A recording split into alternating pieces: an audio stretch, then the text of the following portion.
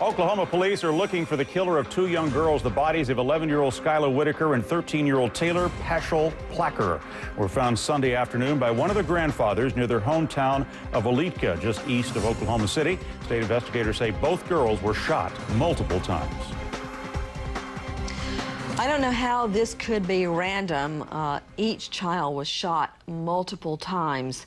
Out to Randy Renner, morning host with KOKC Radio. Hi, Randy. What's the latest?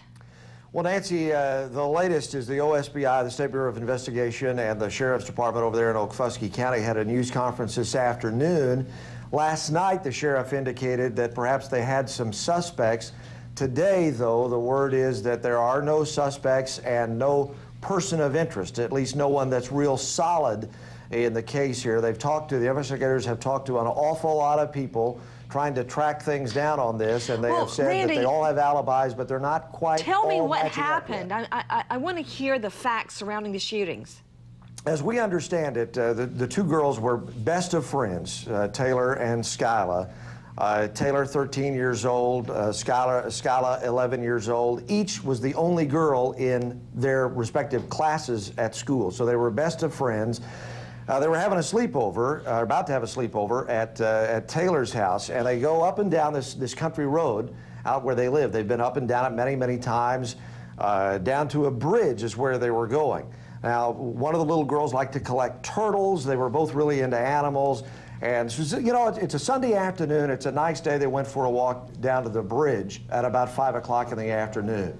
The grandfather of one of the girls tries to call one of them on her cell phone, asked them to come back to the house. Didn't get an answer on the phone. He decides, well, you know, they're just right down here by the bridge. I'll just go get them. He unfortunately made the horrific discovery of both little girls in a ditch. They'd been shot to death.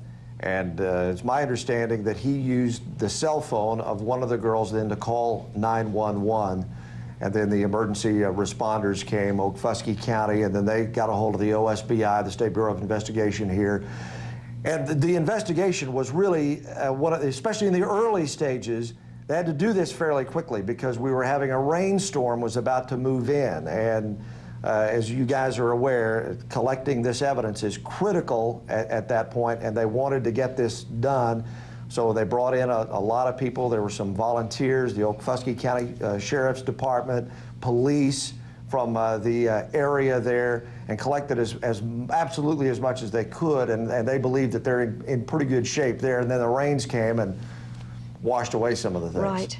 Also joining us tonight, a very special guest. You all know Mark Class. He is a child advocate. He is the founder of BeyondMissing.com. His daughter, Polly, was abducted and then murdered from a sleepover. Mark, thank you for being with us. Respond to what you're hearing, and what's your advice for the parents? Well, first of all, I'd like to offer my condolences to these families. I know exactly what they're going through, and it's about the worst circumstance you could possibly imagine.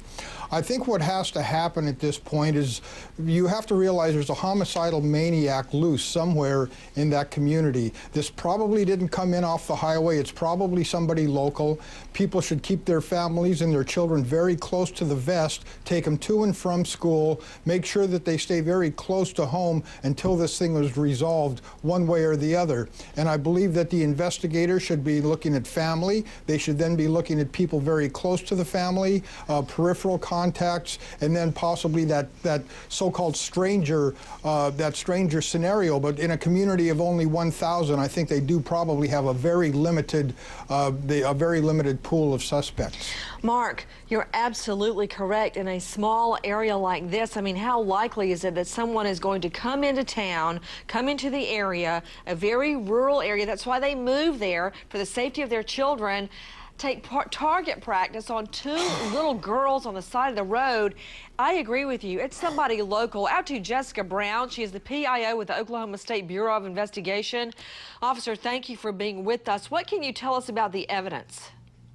We found quite a bit of evidence there at the scene, but as you know, until we can get that tested at our brand new crime scene laboratory, then we're not going to know what it can tell us. So we're waiting for those tests. But in the meantime, we're investigating by interviewing many people, as you have talked about, family, friends, anyone from that area. We do believe it's possibly someone who lives in that area. So we do believe that someone in that area committed these murders and probably has told someone else. And that's why we have this $10,000 reward from OSBI and then other money from the community, hoping that that will entice someone to come forward and let OSBI know or other law enforcement know what happened here. We've got to get this person off the streets before he does it again.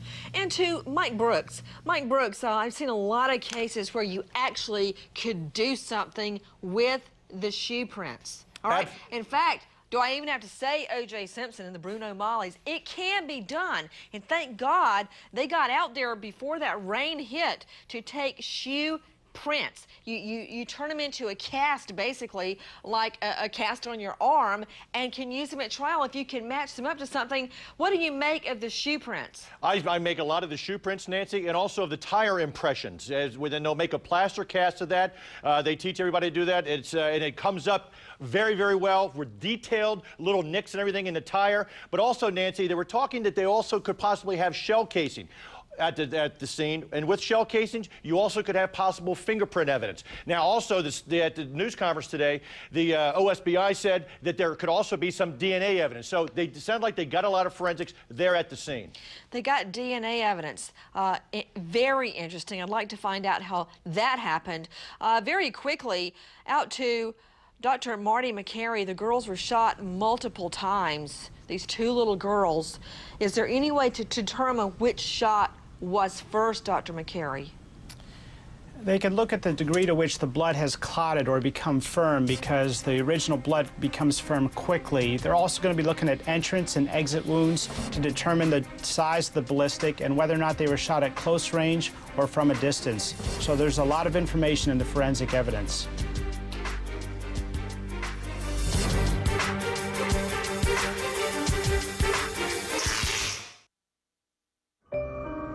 Who does she think she's kidding?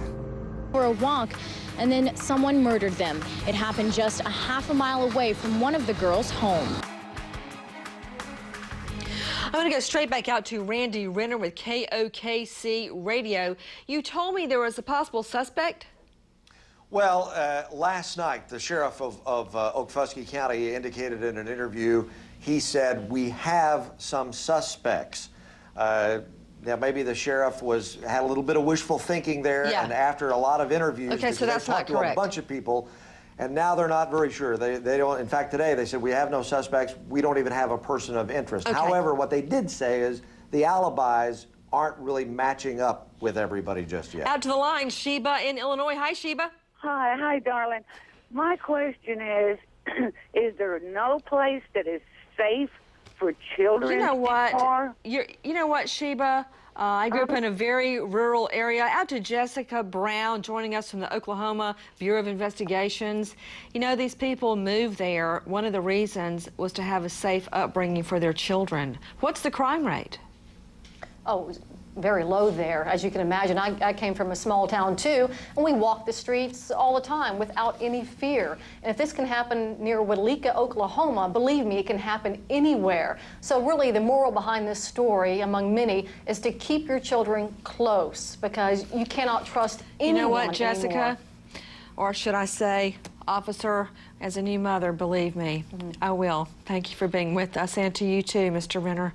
Let's stop and remember, Army Staff Sergeant Chad Barrett, 35, Saltville, Virginia, killed Iraq on a third tour, awarded 2 Army Combat